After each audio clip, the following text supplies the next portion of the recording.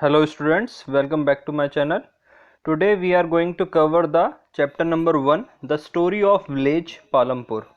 ठीक है, इकोनॉमिक्स का चैप्टर स्टार्ट कर रहे हैं हम, the story of village Palampur. This is the part 1. Let's begin. Economics समझते हैं सबसे पहले. क्या इकोनॉमिक्स क्या होता है? देखो, क्लास 8 तक तुमने अभी तक इकोनॉमिक्स नहीं पढ़ा था. अब एक नई किताब आई है, नई बुक है तुम्हारे लिए, और इस बुक का नाम है इकोनॉमिक्स. और इकोनॉमिक्स किस चीज़ से रिलेटेड है? तो मैं इसे एक सिंपल से वर्ड में कहता हूँ, related to the money matters. ठीक है, जो मनी से रिलेटेड चीज़ें होंगी ना, वो सारी क्या कहलाती हैं? इकोनॉमिक्स. हिंदी में इसे कहा जाता है अर्थव्यवस्था, और इकोनॉमी को कहा जाता है अर्थव्यवस्था. इकोनॉमिक्स को कहा जाता है अर्थशास्त्र. यानी कि पढ़ाई किससे रिलेटेड? जो भी पैसों से बात है, जो पैसों की बात है, जो भी काम हो रहे हैं पैसों से रिलेटेड, उसमें जैसे कि फाइनेंसिंग, किसी को पैसा देना, लोन देना, करेंसी, रेवेन्यू, कैश, बिजनेस, ये सब क्या है? इकोनॉमिक्स के अंडर आता है. जो हम पढ़ाई करते हैं रिलेटेड टू द मनी के आसपास से जो रिलेटेड होती है, उसे क्या कहा जाता है?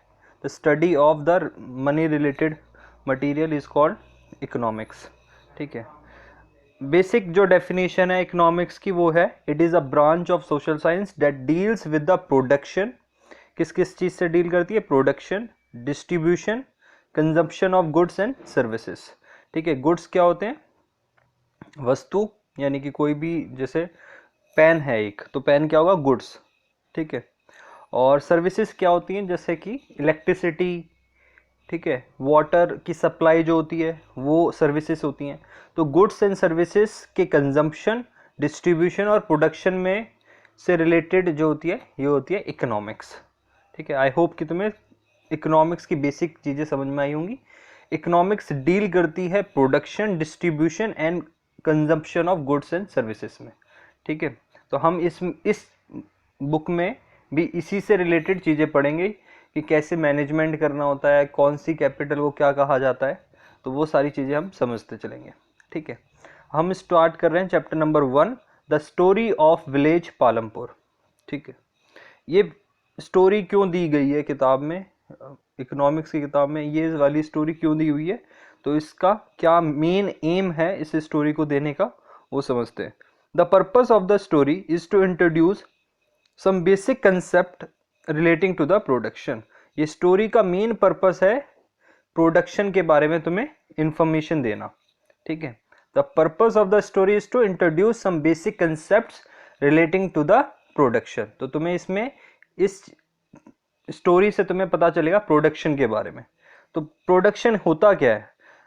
Production, the action of making और मैन्युफैक्चरिंग फ्रॉम कंपोनेंट्स और अ रॉ मटेरियल और the process of being so manufactured. ठीक है, प्रोडक्शन का अगर मैं एक वर्ड में कहूं तो वो होगा मेकिंग. ठीक है, या मैन्युफैक्चरिंग, बनाना, किसी भी चीज को बनाना इज कॉल्ड द प्रोडक्शन. किससे बनाते हो आप? रॉ मटेरियल से, कच्चे माल से. ठीक है, जैसे आपके पास फोन है, तो ये प्लास्टिक से बना हुआ है, ग्लास लगा होगा इसके ऊपर. तो ये सारी चीजें जो इसमें यूज हुई हैं, वो सब क्या हो गया? इसका रॉ मटेरियल. और उसके बाद एक फिनिश्ड प्रोडक्ट बनता है जो आपके हाथ में है, मोबाइल फोन. ठीक है, तो प्रोडक्शन क्या होता है? मेकिंग और मैन्युफैक्चरिंग ऑफ अ कंपोनेंट. ठीक है, किसी भी चीज को बनाना from a raw material. Clear है बात? In this chapter, we will learn how various resources combine to produce the desired goods and services in the village. Resources का यूज करके, डिफरेंट रिसोर्सेज का यूज करके हम जो डिजायर गुड्स या services गांव में प्रोवाइड करते हैं, इसके बारे में हम इस चैप्टर में पढ़ते हैं. रिसोर्सेज का मतलब संसाधन. ठीक है, क्लियर है बात? संसाधनों का यूज करके, उनके कॉम्बिनेशन से हम क्या करेंगे? डिजायर गुड्स और सर्विसेज को प्रोड्यूस करेंगे विलेज के अंदर.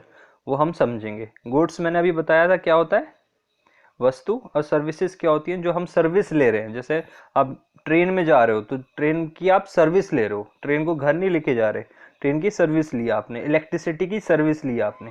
ठीक है, और गुड्स क्या होता है? सामान. कोई भी चीज तुम लेके आ रहे हो, पेन, पेंसिल, रबड़, ठीक है, टीवी, बुक्स, मोबाइल फोन, ये सब क्या है? गुड्स. तो अब हम बात कर रहे हैं विलेज पालमपुर की। देखो विलेज पालमपुर जो है एक हाइपोथेटिकल विलेज है। हाइपोथेटिकल का मतलब होता है एक काल्पनिक विलेज, मतलब ओरिजिनली ये ऐसा कोई विलेज नहीं है, बस एक काल्पनिक एक स्टोरी बनाई हुई है इन्होंने। ठीक है, तो सबसे पहले हम समझते हैं कि विलेज पालमपुर में कौन कौन सी मेन एक्टिविटीज़ होती हैं। तो what are the main activities of the people of the village Palampur. ठीक है, कौन कौन सी मेन एक्टिविटीज़ होती हैं विलेज पालमपुर में। तो farming is the main activity in the Palampur. तो फार्मिंग जो है सबसे मेन एक्टिविटी है किसी भी गांव में। तुम हमारे यहाँ पर यूपी के गांव हैं जो भी, या कहीं भी किसी भी गांव में तुम ज़्यादातर देखोगे कि farming is the main activity, हमेशा फार्मिंग मेन एक्टिविटी होती है। Whereas several other activities such as the small scale manufacturing, dairy, transportation are carried out on a limited scale. और भी बहुत सारे मतलब बहुत सारी एक्टिविटीज़ हैं, जैसे कि छोटे छोटे स्मॉल स्केल मैन्युफैक्चरिंग होती है कहीं कहीं पर। ठीक है, स्मॉल स्केल मैन्युफैक्चरिंग का मतलब होता है छोटे लेवल पे मैन्युफैक्चरिंग होना। ठीक है, जैसे कोई घड़े बना रहा है या कोई हाथों से कोई चीज़ें बना रहा है, तो वो स्मॉल स्केल मैन्युफैक्चरिंग में आता है। डेयरी, तुम्हें पता ही है डेयरी प्रोडक्शन बहुत ज़्यादा होता है। दूध जो है बेसिकली दूध की जो दूध से रिलेटेड जो भी होता है उसे डेयरी एक्टिविटी कहा जाता है।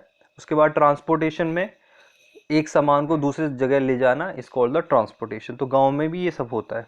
ठीक है, तो समझ में आई बात कौन कौन सी एक्टिविटीज़ हो रही हैं। पहली फार्मिंग मेन एक्टिविटी है, फिर छोटे स्मॉल स्केल मैन्युफैक्चरिंग हो रही है, डेयरी और ट्रांसपोर्टेशन। ठीक है, एक और दूसरा हम समझते हैं कि कौन कौन सी प्रोडक्शन एक्टिविटीज़ हैं जिसके लिए क्या क्या रिक्वायरमेंट्स हैं। ठीक है, ये सारी हमारी कुछ एक्टिविटीज़ थी, और इन एक्टिविटीज़ को क्या कहा जाएगा, प्रोडक्शन एक्टिविटीज़, क्योंकि कुछ ना कुछ प्रोड्यूस हो रहा है इसमें। जैसे फार्मिंग में कुछ ना कुछ प्रोड्यूस होता है। ठीक है, गेहूँ मिलता है, चावल मिलता है, तो ये सब क्या हुआ, प्रोड्यूस हो रहा है। तो प्रोड्यूस के लिए हमें क्या क्या रिक्वायरमेंट्स होती है, किन किन टाइप के रिसोर्सेज की ज़रूरत होती है, उसे समझते हैं। What type of resources are needed by these production activities। जो ये प्रोडक्शन एक्टिविटीज़ हुई थी कौन कौन सी, farming, small scale manufacturing, dairy, transportation, इसके लिए हमारे लिए रिसोर्सेज क्या चाहिए, संसाधन क्या चाहिए हमें। तो हमें नेचुरल रिसोर्सेज चाहिए, यानी कि बीज चाहिए, जैसे कि अगर तुम्हें खेती करनी है तो बीज चाहिए, natural resource. Man made resources चाहिए। मैन मेड रिसोर्सेज क्या होते हैं, जैसे ट्रैक्टर हो गया, मैन मेड रिसोर्स है। ह्यूमन एफर्ट चाहिए, आदमी चाहिए, लेबर चाहिए। ठीक है, और पैसा चाहिए। ठीक है, तो क्या क्या रिक्वायरमेंट्स हैं तुम्हारी किसी भी प्रोडक्शन एक्टिविटी के लिए। तो चार रिक्वायरमेंट्स, मेन चार रिक्वायरमेंट्स होती है, और बहुत छोटी छोटी रिक्वायरमेंट्स होती हैं, पर वो चार रिक्वायरमेंट क्या क्या है, natural resource, man made resource, human efforts and money. ठीक है, तो ये थी प्रोडक्शन एक्टिविटीज़ के बारे में, और क्या क्या रिक्वायरमेंट्स थी प्रोडक्शन एक्टिविटीज़ की। अब हम बात कर लेते हैं विलेज पालमपुर की। तो ये लोकेटेड कहाँ पर है, जब ये इन्होंने हाइपोथेटिकल विलेज बनाया तो ये कहाँ पर लोकेटेड है। देखो, Palampur is well connected with the neighbouring villages and town. तो अभी हम लोकेशन, मतलब ये वैसे यूपी का एक विलेज की बात हो रही है। ठीक है, तो इसको समझो कि कहाँ किस तरीके की लोकेशन है पालमपुर की। तो जो पालमपुर है is a well connected with the neighbouring villages and town. तो पालमपुर एक ऐसा समृद्ध विलेज है जो आसपास जो नेबरिंग स्टेट मतलब नेबरिंग विलेजेस या टाउन्स हैं उनके साथ आसानी से कनेक्ट कर पाता है। ठीक है, वहाँ पर सड़कें हैं किसी से भी कनेक्ट करने के लिए। ठीक है, तो आसपास के जो नेबरिंग विलेजेस हैं, जो टाउन्स हैं, उससे आसानी से वो कनेक्ट कर पाता है। ठीक है, उसके सबसे पास जो बड़ा विलेज है वो है रायगंज, जो कि 3 किलोमीटर दूर है पालमपुर से। ठीक है, रायगंज और पालमपुर में कितना डिफरेंस है, 3 किलोमीटर्स का, और रायगंज एक बड़ा विलेज है। अच्छा, तो इसे कनेक्ट करने के लिए एक छोटा टाउन भी है इसके आसपास, वो है शाहपुर। ठीक है, जो पास का सबसे सबसे पास जो टाउन है गांव के, वो है शाहपुर। ठीक है, पालमपुर से और शाहपुर कनेक्ट करने के लिए एक ऑल वेदर रोड है। ऑल वेदर रोड कौन सी होती है, जो काली रोड होती है ना, ये सड़कें, या जो भी सीमेंटेड या कंक्रीट रोड है, जो पक्की रोड होती है। देखो, ऑल वेदर रोड का यहाँ पर क्या मीनिंग है। ऑल वेदर रोड का मतलब ये है कि चाहे कोई भी मौसम हो, वो सड़क खराब नहीं होगी, बारिश में भी चलती रहेगी, ठीक है, कोई भी मौसम होगा वो उसमें वो चलती रहेगी। क्योंकि देखो बारिश के मौसम में क्या होता है, रेनी सीजन में क्या होता है, जो कच्ची सड़कें होती हैं वो क्या हो जाते हैं, खराब हो जाती हैं, वो यूज़ करने लायक नहीं रहती, ठीक है। तो लेकिन ऑल वेदर रोड्स क्या सी होती हैं, जो कंक्रीट की रोड होती हैं, काली ब्लैक रोड होती है, ठीक है, सीमेंटेड रोड होती हैं, वो सब क्या होती हैं, वो ऑल वेदर रोड्स होती हैं, मतलब उन्हें आप मेटल्ड रोड भी कहा जाता है उन्हें, ठीक है। तो all weather road means metalled road are called as all weather road because they made up of concrete and cement, concrete और सीमेंट से बनी होती हैं और हर मौसम में आप उसे यूज कर पाते हो। तो एक अच्छी कनेक्टिविटी है पालमपुर के साथ सारे विलेजेस की, समझ में आई। तो यानी अच्छा डेवलप विलेज है। What kind of transportation is used for connecting Palampur to these neighbouring villages and town.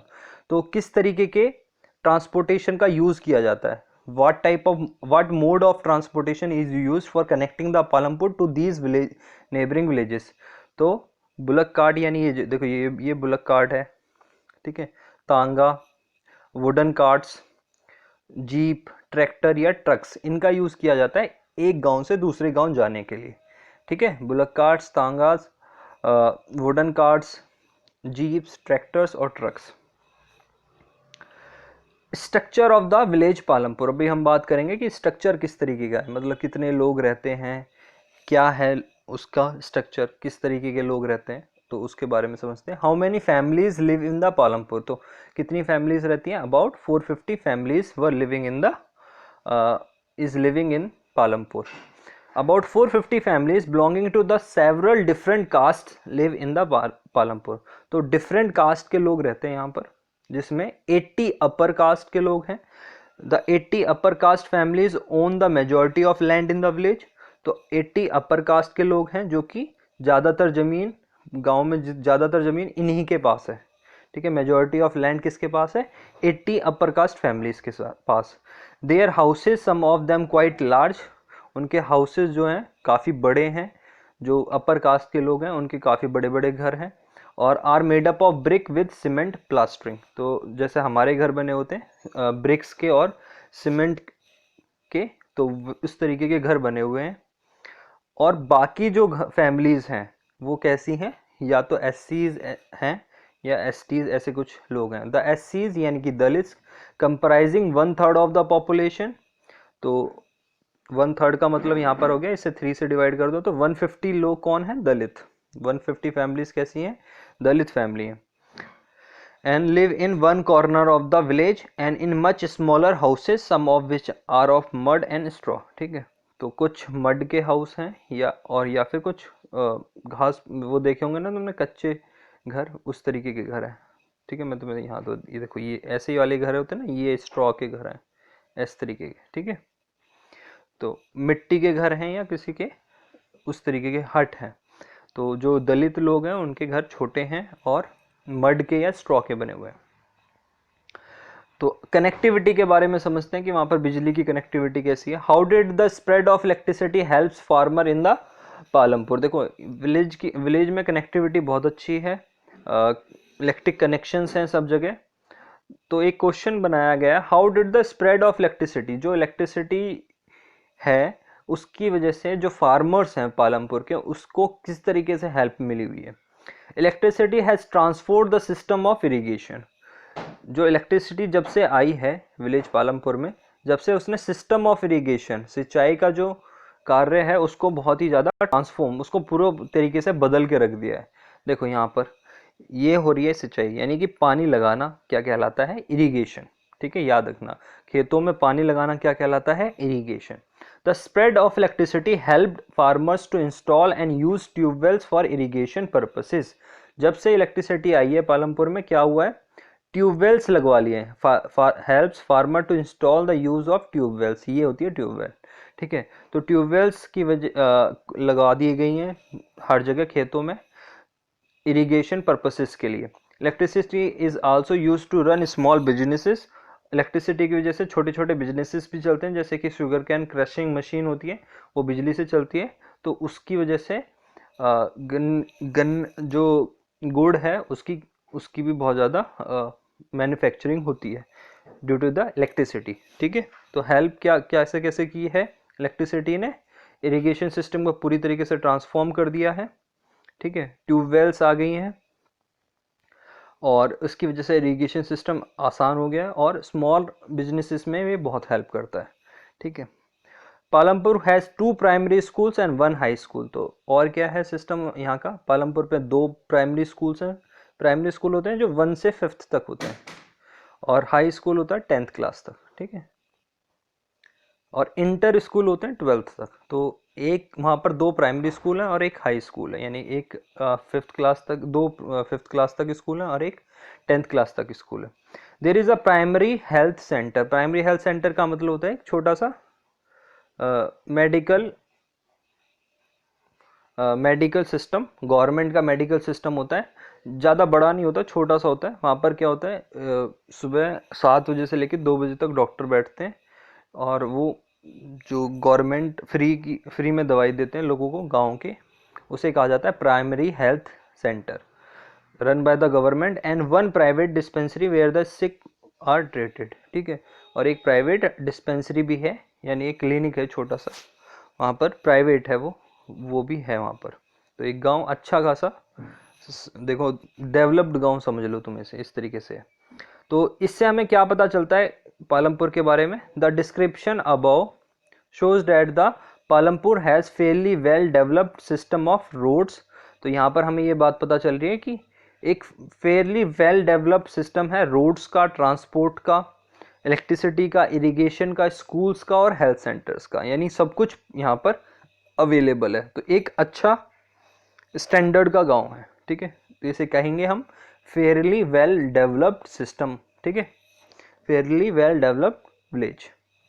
अब हम बात करते हैं क्योंकि हम इस चैप्टर में प्रोडक्शन के बारे में ज़्यादा पढ़ेंगे, तो हम प्रोडक्शन से रिलेटेड जितनी भी टर्म्स हैं वो सब इसमें समझेंगे। तो प्रोडक्शन एक्टिविटीज़ क्या क्या होती हैं विलेज पालमपुर में, देखो। The story of the Palampur an imaginary village will take us through the different types of production. ठीक है, different types of production activities in the village. तो हमें इस विलेज पालमपुर में जो एक इमेजिनरी गाँव है, ठीक है, उसमें हमें different type of production activities के बारे में समझ में आता है। जैसे कि name the main activities and main activities of the village Palampur. कौन कौन सी मेन एक्टिविटीज़, एंड काट देना। ठीक है, name the main activities of the village Palampur. कौन कौन सी मेन एक्टिविटी है, तो देखो पहली मेन एक्टिविटी इसमें यहाँ पर है, in village across India farming is the main activity. तो तुम्हें ये बात पता ही है कि मेन एक्टिविटी क्या होती है किसी भी गांव में इंडिया के, वो होती है फार्मिंग। ठीक है, farming is the main activity. Clear है बात। और कुछ नॉन फार्मिंग एक्टिविटीज़ भी होती हैं जिसमें मतलब खेती का इस्तेमाल नहीं होता, तो वो सब क्या होंगी, नॉन फार्म एक्टिविटी, जिसमें आपको खेत में जाने की ज़रूरत नहीं है। तो वो कौन सी एक्टिविटी होगी, जैसे कि डेयरी का काम। ठीक है, स्मॉल मैन्युफैक्चरिंग जो होती है, ट्रांसपोर्ट, शॉपकीपिंग, दुकानें भी तो होती हैं वहाँ पर। तो ये देखो मैंने यहाँ फोटोज़ दी हैं, ये फार्मिंग है, ये ट्रांसपोर्टेशन हो रहा है, और ये आपकी डेयरी प्रोडक्शन है जो कि नॉन फार्म एक्टिविटी में आती है, या फार्म एक्टिविटी से रिलेटेड है लेकिन है नॉन फार्म एक्टिविटी। ठीक है, फार्मिंग से छोड़ दो, बाकी सारी जो होंगी वो नॉन फार्म एक्टिविटी होंगी। अब बात कर लेते हैं हम प्रोडक्शन के बारे में। तो प्रोडक्शन की मैंने डेफिनेशन तुम्हें बताई दी थी, मेकिंग और manufacturing of something from the raw material is called the production. तो प्रोडक्शन का मेन एम क्या होता है, the main aim of the production is to produce the goods and services that we want. हम production करते क्यों हैं, हम प्रोडक्शन करते हैं ताकि जो हमें चाहिए गुड्स एंड सर्विसेज, जो भी हमारी रिक्वायरमेंट होती है गुड्स एंड सर्विसेज की, वो हम बना सकें, प्रोड्यूस कर सकें। ठीक है, जैसे अगर आपको कुछ खाने का मन करता है तो आप क्या करोगे, उसे बना लोगे। तो इसी तरीके से कोई चीज़ आपको चाहिए, गुड्स एंड सर्विसेज चाहिए, जैसे जैसे लोगों की डिमांड होती है उसी तरीके से लोग क्या करते हैं, उसे प्रोड्यूस कर लेते हैं। ठीक है, the first and the foremost requirement for the production of goods and services. सबसे पहली और सबसे इम्पॉर्टेंट रिक्वायरमेंट क्या होती है प्रोडक्शन ऑफ गुड्स या सर्विसेज के लिए, तो सबसे पहली और सबसे इम्पॉर्टेंट रिक्वायरमेंट होती है लैंड। याद रख लेना, सबसे इम्पॉर्टेंट और फर्स्ट एंड द फोरमोस्ट, यानी सबसे पहली और सबसे इम्पॉर्टेंट रिक्वायरमेंट क्या है, लैंड। उसके बाद अदर नेचुरल रिसोर्सेज जैसे कि पानी, वाटर, फॉरेस्ट, मिनरल्स, ये सब अदर नेचुरल रिसोर्सेज हैं जो कि उसकी फर्स्ट एंड फॉरमोस्ट रिक्वायरमेंट होती है। पर सबसे इम्पॉर्टेंट रिक्वायरमेंट क्या है? लैंड। ठीक है, जमीन। कहीं भी आप प्रोडक्शन कर रहे हो, कोई भी प्रोडक्शन कर रहे हो, तो आपको सबसे पहले क्या चाहिए? लैंड। ठीक है, अब हम रिक्वायरमेंट्स की बात करते हैं। Requirements for the production of the goods and services. ठीक है, और भी बहुत सारे फैक्टर्स हैं जो कि रिक्वायरमेंट्स में आते हैं। अभी हमने बात की फर्स्ट एंड फॉरमोस्ट रिक्वायरमेंट की, तो वो होता है लैंड और other natural resources. Second requirement हमारी क्या होती है? लेबर। ठीक है, the second requirement is labour, people who will do the work.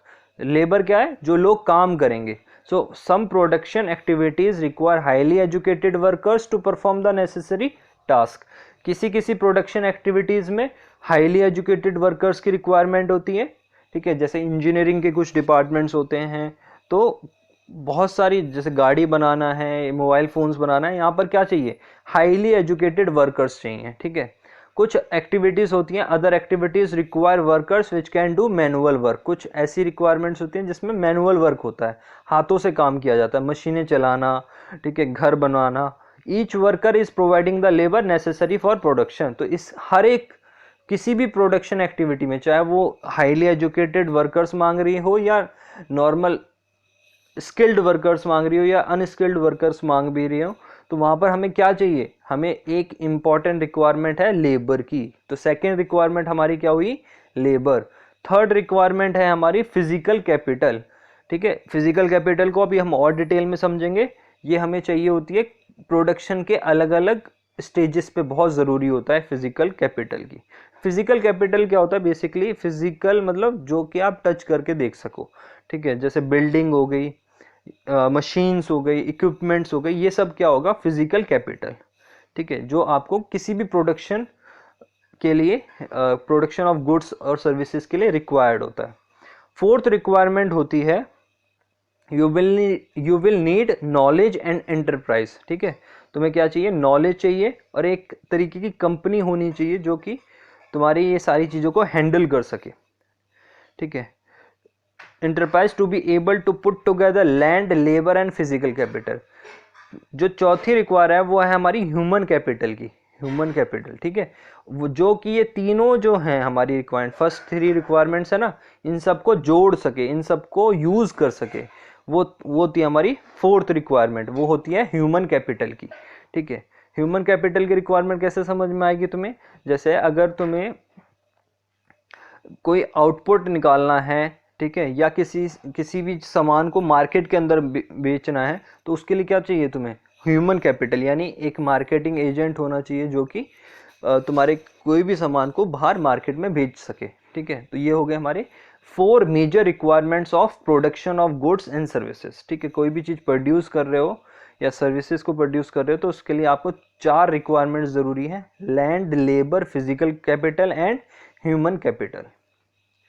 ठीक है, अब हम बात करते हैं फिजिकल कैपिटल। फिजिकल कैपिटल में दो मेन इंपॉर्टेंट कैपिटल्स होते हैं, वो एक होता है फिक्स्ड कैपिटल और दूसरा होता है वर्किंग कैपिटल। ठीक है, फिक्स्ड कैपिटल और वर्किंग कैपिटल। फिजिकल कैपिटल मैंने अभी क्या बताया था? जो भी मतलब आप टच करके, फील करके आप देख सको और किसी भी प्रोडक्शन में बहुत इंपॉर्टेंट रोल प्ले करता है वो। ठीक है, फिजिकल कैपिटल। तो फिक्स्ड कैपिटल क्या होता है पहले वो समझते हैं। फिक्स्ड कैपिटल में आते हैं हमारे टूल्स, मशीन्स और बिल्डिंग्स। देखो, जो भी चीज़ फिक्स्ड है यानी कि वो तो चाहिए ही चाहिए, इम्पॉर्टेंट है, बहुत ज़्यादा इम्पॉर्टेंट है, जो सबसे ज़्यादा इम्पॉर्टेंट है। फिक्स्ड मतलब जो परमानेंट है। टूल्स परमानेंट होते हैं, देखो, मशीन्स परमानेंट होती हैं, बिल्डिंग्स परमानेंट होती हैं। कोई भी चीज़ बना रहे हो आप, तो आपके लिए टूल्स चाहिए, मशीन्स चाहिए, बिल्डिंग्स चाहिए। ठीक है, जहाँ पर वो सामान बनेगा। Tool and machine ranges from simple tool such as farmers plug to sophisticated machine such as generators, turbines, computers. तो यहाँ पर देखो मैंने दिखा रखे हैं, ये है फिक्स्ड कैपिटल। इसमें देखो यहाँ पर तुम्हें दिखाया हुआ मशीनरीज दिखाया हुआ है, प्लांट दिखाया हुआ है, बिल्डिंग, लैंड, कंप्यूटर्स, ये क्या है? फिक्स्ड कैपिटल है। ठीक है, तो मशीनें, टूल्स, बिल्डिंग्स, ये सब क्या होते हैं? Are used in production over many years, और ये क्या कहलाते हैं? हमारे फिक्स्ड कैपिटल। ठीक है, फिक्स्ड कैपिटल। कैपिटल होता है मतलब जमा पूंजी होती है। ठीक है, वो मतलब क्या क्या चाहिए मुझे रिक्वायरमेंट में, तो कैपिटल वो होता है। ठीक है, तो उसमें फिक्स्ड कैपिटल होता है जो कि फिक्स रहता है हमेशा, फिक्स, ये तो चाहिए ही चाहिए, टूल मशीन्स बिल्डिंग्स तो चाहिए चाहिए। उसके बाद दूसरी चीज़ है हमारी वर्किंग कैपिटल। जब हम काम कर रहे होते हैं, ठीक है, जब हमारी प्रोडक्शन चल रही होती है, तो उस टाइम पे जो यूज़ होती है, वो जो मशीनें होती हैं वो होती हैं हमारी वर्किंग कैपिटल। उसमें दो चीज़ें आती हैं, raw materials and money in hand. ठीक है, पैसे और रॉ मटेरियल्स। देखो ये रॉ मटेरियल्स दिखाए हुए हैं, देखो कपड़ा बनाना है तो ये धागे चाहिए हमें, अगर तुम्हें कोई भी आयरन का काम करना है तो लोहा चाहिए तुम्हें। ठीक है, तो ये सारी चीज़ें हमारी होगी raw materials. Production requires a variety of raw materials such as yarn used by the weavers and the clay used by the potter। तो प्रोडक्शन रिक्वायरमेंट के लिए हमें चाहिए रॉ मटेरियल, जैसे कि ऊन चाहिए अगर कोई कपड़ा बनाया जा रहा है तो, और क्ले चाहिए अगर कोई घड़ा बना रहा है, तो इस तरीके से। तो also some money is always required during production to make payments and buy other necessary items. और हमारे लिए वर्किंग कैपिटल में मनी इन हैंड बहुत ज़रूरी है, क्योंकि आपको कुछ ना कुछ नई चीज़ें खरीदनी ही पड़ती हैं। ठीक है, प्रोडक्शन के अंदर तो पेमेंट्स करने के लिए, नेसेसरी आइटम्स खरीदने के लिए हमें क्या चाहिए, मनी इन हैंड।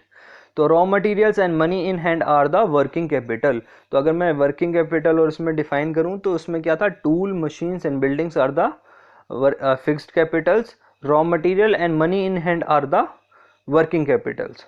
ठीक है, these are used in the productions. तो बहुत इंपॉर्टेंट है।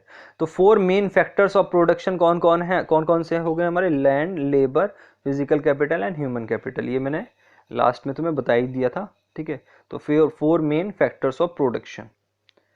ठीक है, तो आई होप कि ये क्लियर हो गया होगा तुम्हें।